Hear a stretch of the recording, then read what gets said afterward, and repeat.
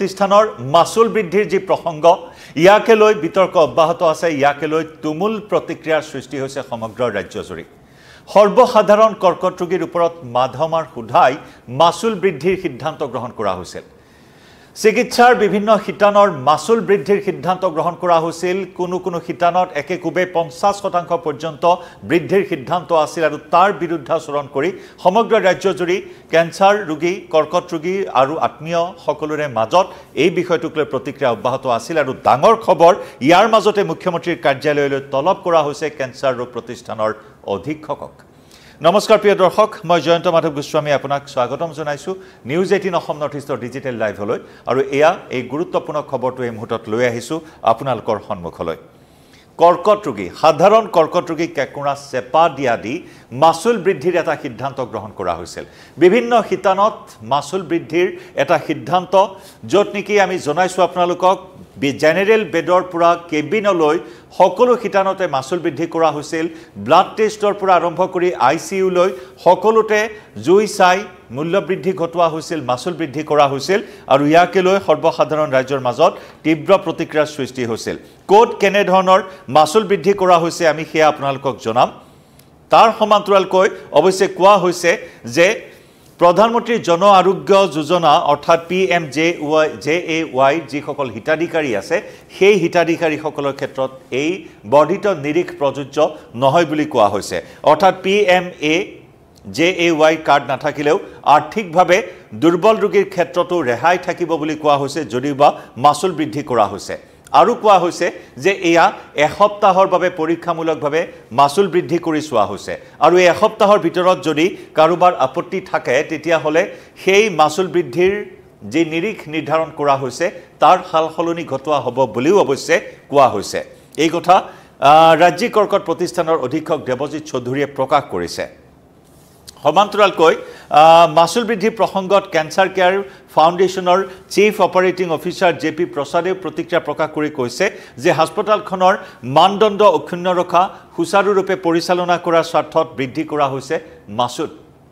মানদণ্ড অক্ষুণ্ণ ৰখাৰ অজুহাত দেখুৱাই মাসুল বৃদ্ধি কৰাৰ এই সিদ্ধান্ত গ্ৰহণ কৰা হৈছে আৰু যাক লৈ এতিয়া সাধাৰণ ৰোগীসকলে যি জেনেৰেল ৱাৰ্ডৰ বিছনাৰ পৰা কেবিনলৈ ব্লাড টেষ্টৰ পৰা আইসিইউ লৈ পঞ্জীয়নৰ পৰা সকলো ক্ষেত্ৰতে বৰ্ধিত মাসুল আদায় দিবলগীয়া এটা পৰিস্থিতিৰ সৃষ্টি হৈছে কোৱা হৈছে যে হাস্পতালখনৰ মানদণ্ড অক্ষুণ্ণ ৰখাৰ স্বাৰ্থত আৰু সুচাৰুৰূপে পৰিচালনা কৰাৰ স্বাৰ্থতহে এই মাসুল বৃদ্ধিৰ সিদ্ধান্ত গ্ৰহণ কৰা হৈছে কোন শিতানত কেনে ধৰণৰ মাসুল বৃদ্ধিৰ সিদ্ধান্ত গ্ৰহণ কৰা হৈছিল আমি সেই তালিকাখন এবাৰ আকৌ আপোনালোকৰ সন্মুখত দেখুৱাব বিচাৰিছো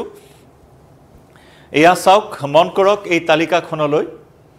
এই তালিকাখন দেখিলে আপুনি গম পাব কেনে ধৰে এই মাসুল বৃদ্ধি ঘটোৱা হৈছে জেনেৰেল বেডৰ কথা যদি আমি আহো জেনেৰেল বেডৰ পূৰ্বৰ মাসুল আছিল 300 টকা যত নেকি 800 টকালৈ বৃদ্ধি কৰা হৈছে একেদৰে পঞ্জীয়ন মাসুল 100 টকাৰ পৰা 360 টকালৈ বৃদ্ধি কৰা হৈছে অৰ্থাৎ 50%তকৈ অধিক একেদৰে সিঙ্গল কেবিনৰ মূল্য 3000 টকাৰ পৰা 4500 টকালৈ বৃদ্ধি কৰা হৈছে শেয়াৰিং কেবিনৰ মাসুল 2000 টকাৰ পৰা 3000 টকালৈ বৃদ্ধি কৰা হৈছে একেদৰে আইসিইউৰ মাসুল 1500 টকাৰ পৰা 4000 টকালৈ বৃদ্ধি কৰা হৈছে টেষ্ট পৰীক্ষালৈ আহিছো টেষ্ট পৰীক্ষাত একেকোবে 50% 1200 টকাৰ পৰা 2400 টকালৈ বৃদ্ধি কৰা হৈছে আৰু সিটি স্ক্যান 4500 টকাৰ পৰা 6500 টকালৈ বৃদ্ধি কৰা হৈছে একেদৰে ৰোগী ভৰ্তি হোৱাৰ সময়ত দিব লাগিব 10000 টকা এয়া বাধ্যতামূলক কৰা হৈছে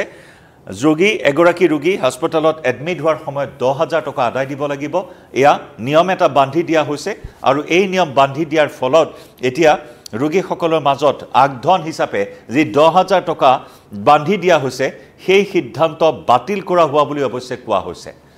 এই বিষয়টোক লৈ যথেষ্ট প্ৰতিক্ৰিয়াৰ সৃষ্টি হৈছিল সৰ্বসাধাৰণ এগৰাকী কৰ্কট ৰোগী যদি এডমিট হ'বলগীয়া হয় আগধন হিচাপে 10000 টকা আদায় দিবলগীয়াটো তেওঁলোকৰ ওপৰত আন এটা ডাঙৰ হেঁচা আন এটা বোজা সদৃশ গতিকে সেই 10000 টকাৰ আগধন প্ৰথমে লোৱা হৈছিল যদিও সেই সিদ্ধান্ত অৱশ্যে বাতিল কৰাৰ কথা কোৱা হৈছে অৰ্থাৎ নিৰ্ধাৰিত এটা মাসুল থাকিলেহে ৰাইজে হাস্পতালখনক বিশ্বাস কৰিব বুলি মন্তব্য কৰি মাসুল বৃদ্ধিৰ সন্দৰ্ভত প্ৰতিক্ৰিয়া প্ৰকাশ কৰিছে কৰ্তৃপক্ষই যে কোৱা হৈছে নিৰ্ধাৰিত এটা মাচুল থাকিলেহে ৰাইজে হাস্পতালখনক বিশ্বাস কৰিব এনেসমূহ যুক্তি আগবঢ়োৱা হৈছে এনেসমূহ অজুহাত দেখুওৱা হৈছে অজুহাতৰ ভিতৰত আমি উল্লেখ কৰিছো হাস্পতালখনৰ মানদণ্ড অক্ষুণ্ণ ৰখা সুচাৰুৰূপে পৰিচালিত কৰা আৰু নিৰ্ধাৰিত এটা মাচুল থাকিলেহে ৰাইজে হাস্পতালখনক বিশ্বাস কৰিব বুলি কৈছে একেদৰে আমি জনাইছো মাচুল বৃদ্ধি প্ৰসংগত ক্যান্সাৰ কেয়াৰ ফাউণ্ডেশ্যনৰ চিফ অপাৰেটিং অফিচাৰ জেপি প্ৰসাদে কৈছে যে সংবাদ মাধ্যমত যি প্ৰকাশিত মাসুল যি নিৰিখ আমি যি তালিকা দেখুৱাইছো এই তালিকা ইতিমধ্যে অস্বীকাৰ কৰাৰ কথা উল্লেখ কৰা হৈছে সৰকাৰি বিধি অনুসৰি ন্যূনতম মাসুলহে বৃদ্ধি কৰা হৈছে সৰকাৰি বিধি অনুসৰি ন্যূনতম মাসুল বৃদ্ধি কৰাৰ কথা কৈছে আনহাতে PMJAY আৰু BPL কাৰ্ড থকা সকলে সম্পূৰ্ণ ৰেহাই লাভ কৰিব বুলি কোৱা হৈছে কিন্তু এই ক্ষেত্ৰত আশ্বস্ত হ'ব পৰা নাই সাধাৰণ কৰ্কট ৰোগী সকল যাক লৈ প্ৰতিক্ৰিয়া সৃষ্টি হৈছে আৰু সেই প্ৰতিক্ৰিয়াৰ পৰিপ্ৰেক্ষিতত আমি জনাইছো আপোনাক যে অতি শীঘ্ৰেই মুখ্যমন্ত্ৰীৰ কাৰ্যালয়লৈ তলব কৰা হৈছে কৰ্কট ৰোগ প্ৰতিষ্ঠানৰ অধীক্ষকগৰাকীক লগতে অন্যান্য শীৰ্ষ বিষয়াসকলকো মুখ্যমন্ত্ৰীৰ কাৰ্যালয়লৈ তলব কৰা হৈছে এই বিষয়টো আলোচনা কৰিবলৈ কাৰণ সন্মুখত আছে 26ৰ নিৰ্বাচন গতিকে নিৰ্বাচনৰ প্ৰাক্ষণত আটাইতকৈ প্ৰয়োজনীয় যি ঢাকঢোল বজাই এখনৰ পিছত আনখন কৰ্কট ৰোগ প্ৰতিষ্ঠান স্থাপন কৰা হৈছে ৰাজ্যত তাতে যদি এতিয়া নিজৰ ৰাজ্যতে অত্যাধিক মাসুল ভৰ্তি কৰিবলগীয়া হয় একোগৰাকী ৰোগী বা চিকিৎসা কৰিবলগীয়া হয় তেতিয়া হলে সৰ্বসাধাৰণ কৰ্কট ৰোগীৰ কি অৱস্থা হ'ব ইয়াকে লৈ প্ৰতিক্ৰিয়া সৃষ্টি হৈছে আৰু ৰাজ্যজুৰি হোৱা তুমুল প্ৰতিক্ৰিয়াৰ পৰিপ্ৰেক্ষিতত মুখ্যমন্ত্ৰীৰ কাৰ্যালয়লৈ তলব কৰা হৈছে অধীক্ষক লগতে অন্যান্য বিষয়ববীয়াসকলক ভাষ্য আছে আমাৰ হাতত এই প্ৰসংগত কি প্ৰতিক্ৰিয়া প্ৰকাশ কৰিছে কেন্সাৰ ৰোগ প্ৰতিষ্ঠানৰ অধীক্ষক বা অন্যান্য বিষয়াসকলে আমি আগবঢ়াইছো সেই প্ৰতিক্ৰিয়া আমাৰ এইটো আসাম কেন্সাৰ কেয়াৰ ফাউণ্ডেশ্যন টু আৰু SCI টু আমাৰ এটা নট ফৰ প্ৰফিট কোম্পানী আমাৰ ইয়াত মানে পইচা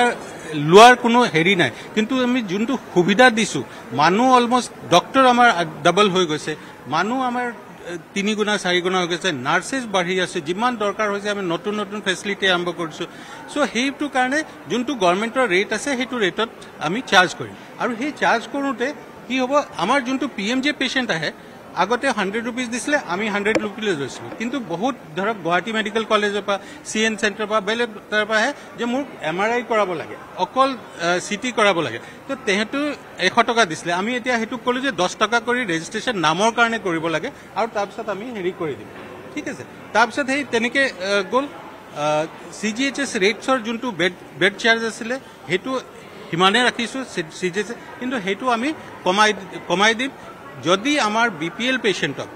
যোনটো CGHS ৰেট বা 10% কমকে লওঁ আমি so 10% rate as it is কমাই দিছো আৰু এতিয়া আমি কথা পাতিম আৰু যদি কমাব পাৰি আৰু এটা কমাই দিম তাকি আমাৰ নিজৰ মানুহ যিমান আছে আমি ইমান পেশেন্টক দেখি আছে সব ৰৈ আছে কাৰো কোনো কমপ্লেইন নাই কিয় অলমোস্ট এদিনত আমি 50,000 to 1 lakh rupeesৰ সাপোৰ্ট কৰো এটা মানুহ আহিলে তাক PMJY কাৰ্ড যেতিয়া ডায়াগনোসিস হৈ যাব ক্যান্সাৰ তাৰ পিছত এপ্লিকেবল হ'ব এই ডায়াগনোসিস কৰে MRI কৰিব লাগিব CT কৰিব লাগিব ল্যাব টেষ্ট কৰিব লাগিব হিস্টোপ্যাথলজিক্যাল টেষ্ট বায়োপসি কৰিব লাগিব সেই গিটাত বহুত খৰচ হয় ধৰক 5,000 10,000 25,000 30,000 লৈকে যায় সেই পইচাটো আমি পেশেন্ট সাপোর্ট ফান্ড আমাৰ হেৰি পাইছো CSR ফান্ডৰ পৰা পাইছো তাৰ পৰা আমি মানুহক লাগো ইহঁতৰ পৰা কাগজটো বনাও যে এনেকে কাগজটো বনাই দিওক তাৰ লোকে আমি সাপোৰ্ট কৰো আৰু হিয়া কেন্সাৰ কেয়াৰ ফাউণ্ডেশ্যনৰ চিফ অপাৰেটিং অফিচাৰ JP প্ৰসাদে মন্তব্য প্ৰকাশ কৰিছে এই বিষয়টো বৰ্তমান বিবেচনা কৰি চোৱা হ'ব বুলি কৈছে পুনৰ বিবেচনা কৰা হ'ব মাসুল বৃদ্ধিৰ এই প্ৰসংগ এই সিদ্ধান্তক পুনৰ বিবেচনা কৰিব পৰীক্ষামূলকভাৱে এসপ্তাহৰ বাবে